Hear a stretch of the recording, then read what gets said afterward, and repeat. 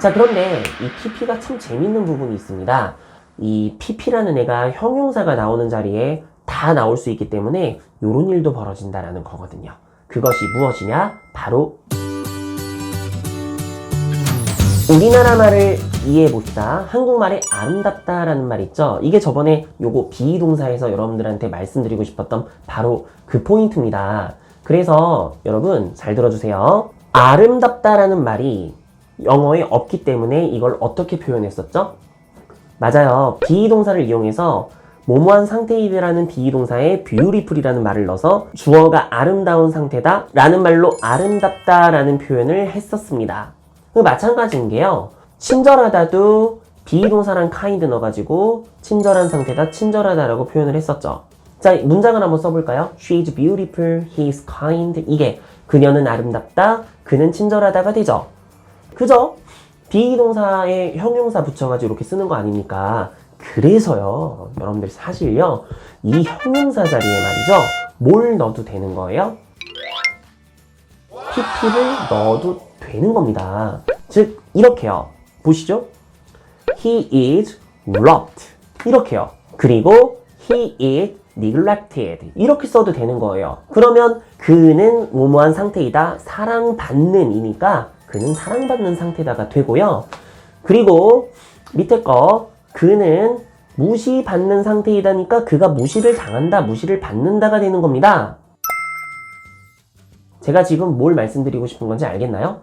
맞아요. 이게 수동태예요. 우리가 어렸을 때부터 배웠었던 BPP, 수동태 동사다라고 말하는 게 사실은 우리나라 말에 사랑받는다, 무시받는다 라는 말도 똑같이 아름답다, 친절하다가 그랬듯 영어로 대응되는 말이 없죠. 그래서 사랑받는 이라는 말에다가 비동사를 넣어서 사랑받고 있는 상태다, 사랑받는다.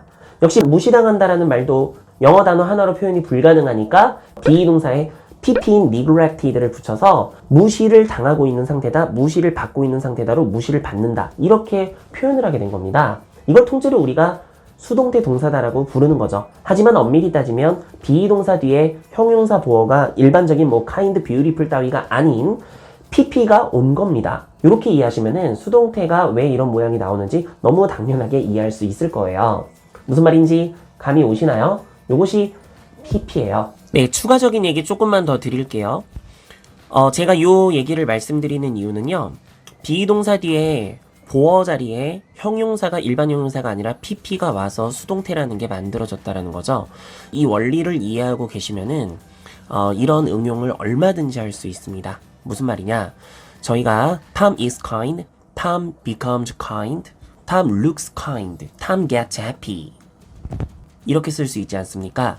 그래서 이 자리에 동일하게 Tom is neglected, Tom becomes neglected, Tom looks neglected 이렇게 써도 되는 거예요. 마찬가지로요. Tom is loved 이것도 되겠지만 Tom became loved 이렇게 쓰기도 하고요. Tom gets loved 이렇게 쓸 수도 있는 거예요.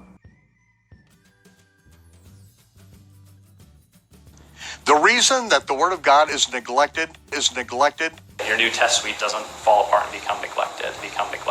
The Pope looks a little neglected. Dr. King became loved. They can sit and get love. 자, 아시겠죠? 무조건 비동사 뒤에만 PP를 쓰는 게 아니에요. 여러분들이 너무 그 수동태라는 형태에 얽매이실까봐 말씀드리는 겁니다. 그냥 보어가 나올 수 있는 자리에 PP가 쓰인 겁니다. 그럴 수 있는 거예요. 이렇게 될 수 있다라는 거를 인지해 두시면은 훨씬 더 문장을 잘 이해하실 수 있을 거라고 믿어요. 그런데 지금까지 말씀드린 PP와는 달리 이렇게 쓰이는 PP가 있습니다. 이게 오늘의 마지막 내용인데요. 바로 have PP, 완료로 사용되는 PP인데요. 이 완료로 사용되는 PP라는 것은 have에다가 PP를 붙인 경우에 얘를 통째로 우리가 완료동사라고 불러서 뭐 현재 완료, 과거 완료, 미래 완료 등으로 쓰는 바로 이런 형태를 얘기를 하게 됩니다. 이거는 요 부분 혹시 모르신 분이 있으시면은 보고 와주시면 좋아요. 자, 이것은 뭘 나타내게 됩니까? 예를 들어서 He has worked here 이렇게 쓰게 되면은 그 사람은 여기에서 과거부터 지금도 일을 하고 있다라는 뜻을 말할 때 사용하는 과거에 있었던 일이 현재에 영향을 끼치고 있는 상태를 나타내는 완료라는 시제 표현을 만들기 위해서 사용하는 형태입니다. 이때 사용되는 have 뒤에 나온 pp는 완료의 뜻만 가지고 있어요. 이 부분이 조금 우리가 유의할 점이죠. 맞죠? 통째로 동사처럼 쓰는 거니까요. 하지만 이렇게 쓰이는 게 아니라 단독으로 사용되는 pp는 거의 웬만해서는 수동의 의미를 지니고 있는 형용사의 쓰임으로 사용되는 거라고 보셔도 무방합니다. 이렇게 이해해 놓으시면 훨씬 편해요. 아시겠죠? 그래서 결론을 내리자면 우리가 pp라는 것은 수동과 완료의 의미를 가지고 있는데 일반적으로 단독으로 사용되는 pp는 형용사이면서 수동의 의미를 가지고 있는 단어라고 보시면 되겠지만 have 뒤에 나올 때만 동사의 일부분으로 통째로 완료를 나타낼 때 쓰는 거라고 이해를 해 놓으시면은 문장을 보시는 데는 큰 하자가 없을 거예요. 물론 좀 깊게 들어가면은 단독으로 사용되는 pp도 완료의 의미를 사용하는 경우도 있습니다. 뭐 예를 들면 자동사의 pp형 같은 건데요.